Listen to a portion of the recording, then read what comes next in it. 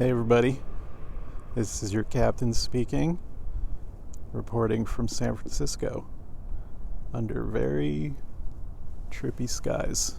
Very, very trippy skies. This is noon. It's noon in San Francisco, and it looks like the surface of Mars. The quality of light is what you would imagine it would be on Mars, or as we've seen it represented in film. It's it's wild.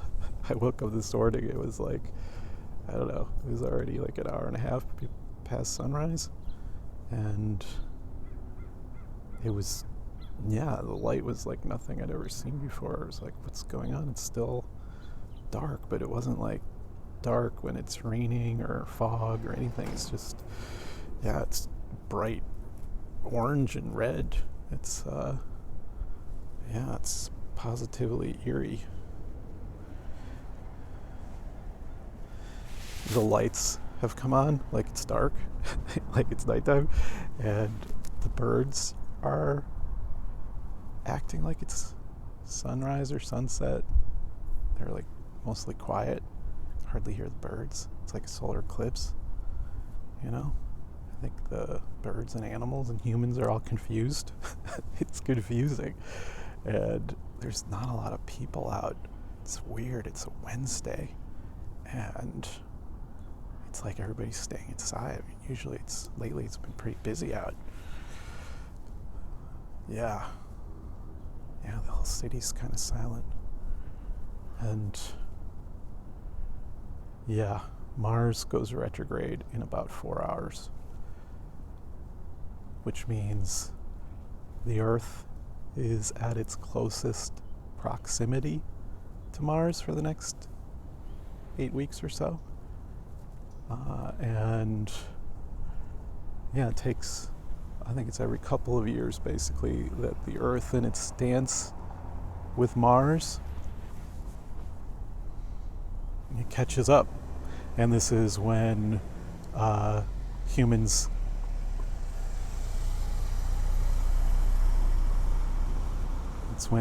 tend to send their spaceships and probes to Mars. And I woke up and I was feeling like I was waking up to the season of Mars. It's autumn. It's basically just about fall here, very close. But it feels like the season of Mars. It's this red heat. It's kind of like, the quality of light after a volcanic eruption like Mount St. Helens, like just blanketed the sky. That's what's going on here, by the way. The just huge fires that are in California right now. There's unique meteorological patterns with the winds and whatnot. And even though the fires in the closest range to the Bay Area are mostly contained, there's these other huge fires that are further east. And also I think some of this ash is coming from Oregon, ash and smoke. Over in Concord, I read, there's ash falling like snow, which is, it's trippy. It's intense. It does feel kind of ominous, the kind of thing that omens are made of. That's what I kind of was imagining this morning. If the sky gazers of the old times were to wake up to this, those are the noon bells. If they were to wake up to this, they would be like, shit, this means something. It definitely means something. What does it mean? How do we interpret it? I think that's an important question, as there's different ways of seeing this. I've heard some people say it's apocalyptic. Well, these are apocalyptic times in the sense that apocalypse means revealing. It's the great revealing of the deep mysteries, the shadows. And so I'm interpreting this omen to basically kind of reaffirm that we're in a global kundalini awakening with third chakra blockage. That's the Mars chakra. And it's like things have built to a head. I've been using this metaphor throughout the year from before the pandemic came in, that the very rare Jupiter, Saturn, Pluto triple conjunction, which by the way is square to Mars right now, as Mars is stationary retrograde. I'll come back to that.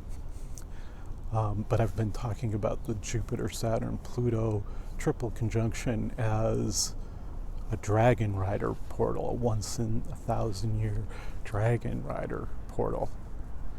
And it's like the first 3 months of the global pandemic, at least as experienced from here in San Francisco. It kicked in March 15th or so, 16th. I remember standing right here that morning of the first shelter-in-place rules, and it was a kind of similarly quiet morning. And that's when Mars was conjoining Jupiter, Saturn, and Pluto in a quadruple conjunction, extremely rare. And now Mars has moved another 90 degrees. And so it's like the turning of the Mars clock in this Mars season. The turning of the Mars clock, and the clock is striking noon. It's no longer the morning of the Mars year. It's the midday. And we were really learning how to ride our dragons and take good care of our dragons and learn how to deal with our fire breathing capacities, how to contain our fire breathing capacities and not wield them aggressively. We're nonviolent dragons, I feel.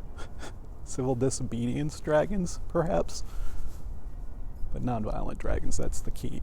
How do you become a nonviolent dragon and yet still weather the storms of life? Like ash storms. Ash storms. Yeah. It's trippy out here, yo. Super trippy. Here in San Francisco, look at that sky. Wow. Oh my goodness. Oh my goodness. Yeah, so Mars squaring Saturn and Pluto most precisely right now. Like 2 degrees, 3 degrees. It's like really exact square. So it's an energy of, yeah, definitely like blocked Kundalini energy. Like there's this blocked life force that's happening on the earth right now. And it's like we're all trying to find our life force energies and conserve them so that we use them efficiently. So it's like it's a moment where we can kind of tune into the, maybe blockage isn't the right word so much as kind of contained and conserved, and yeah, where we intend to work with that energy, the Mars fire chakra energy, and learn to channel it. So we've been flying up the mountain on our dragons. Did you notice that who was it? Elon Musk sent up his Dragon capsule to the International Space Station earlier this year? I thought that was cool. I didn't see that coming. Literal dragon riders flying through space. Yeah. And so, wow, those bells are still going.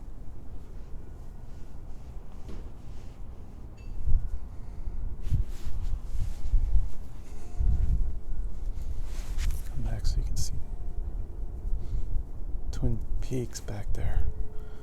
There is some fog. Yeah, wow. So, yeah, what am I saying here? Working with blocked third chakra energies, learning how to kind of work with, it's not that they're blocked, it's like they're trying to be channeled upwards. It's like working with how that happens, how third chakra energies, how you work with them to kind of keep them moving up to the heart chakra, so you can be a non-violent dragon rider and a Wu-Wei dragon rider, Kuan Yin dragon rider, a Puff the Magic dragon rider. Yeah. So it's like we've been gaining our dragon rider skills, and we're way past base camp 1. There may be more camps than some mountains that we have to climb to, but we're well on our way. I feel like we're past the halfway point in this year-long process. I mean, it's bigger than a year, let's be honest, but I feel like there is a 1-year quality of like February, March 2020 to February or so 2021. Energies really start to shift as you get into that part of next year. By the end of January, early February, it's like we'll be in a very different process by then. We'll definitely be integrating 2020, and we'll be integrating, processing, still working with what 2020 has been about. But it'll be different. It's going to feel different. And not that this has been bad, or that, it's just going to feel different. It's like not quite so epic. Jupiter-Pluto conjunction will have passed. That's really key. And Jupiter-Pluto gives this quality of high trauma, international high trauma, global epic energies, on the highest scale. You just feel swept up in a massive global process that's way beyond each of us individually. And then the Saturn-Pluto conjunction will be moving out as well. And like that's the intense, acute feeling of grappling with our darkest demons, our shadow energies, and facing mass scale karmic unfoldings.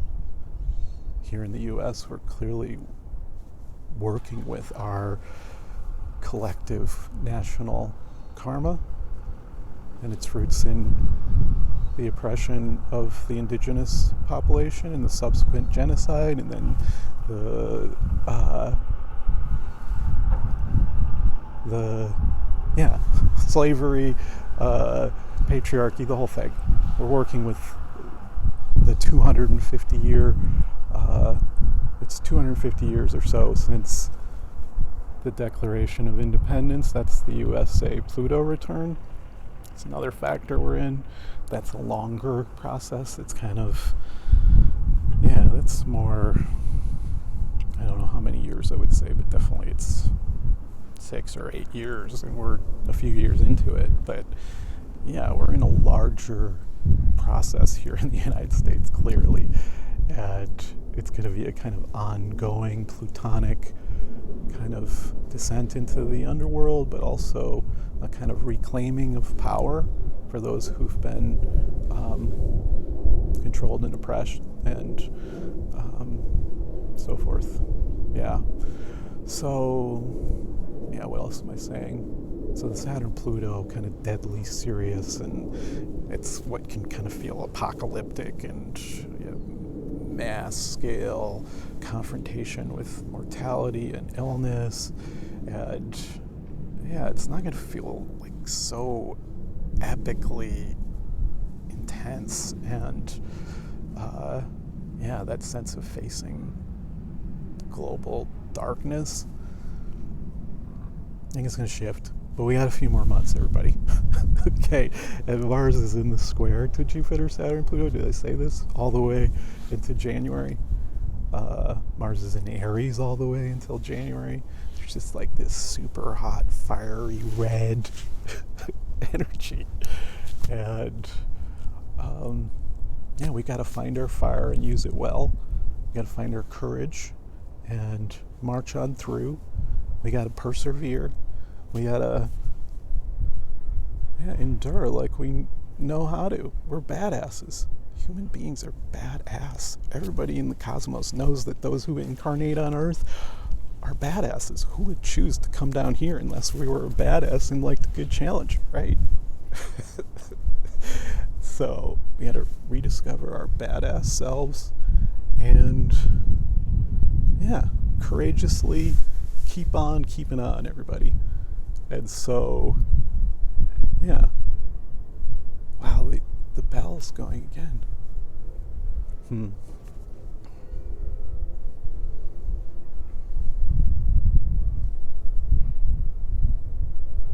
It's like the bells of freedom, the bells of justice, the bells of empowerment. And, yeah. There's a lot of, just one more thing here. The fact that Jupiter's involved, which has so much to do with success and the mountaintop peaks of life and the big perspectives, it has so much to do with moral values and the sense of fighting from a sense of higher moral principles, a kind of moral force of nature that is pushing through the collective in spite of the control matrix. That part feels good, don't you think? That there's this clear evidence in the world today and in the younger generations of a moral force that perseveres past the dickheads and douchebags of the world. Yeah. We shall overcome, everybody. We shall overcome. The arc of the moral universe is long, but it does bend towards justice. Wow. This is your captain signing off from the surface of Mars. And wishing you well, sending blessings and love and light. And yeah, get out there and flow. Get out there and flow with the fires. Flowing fires. Love, love, love.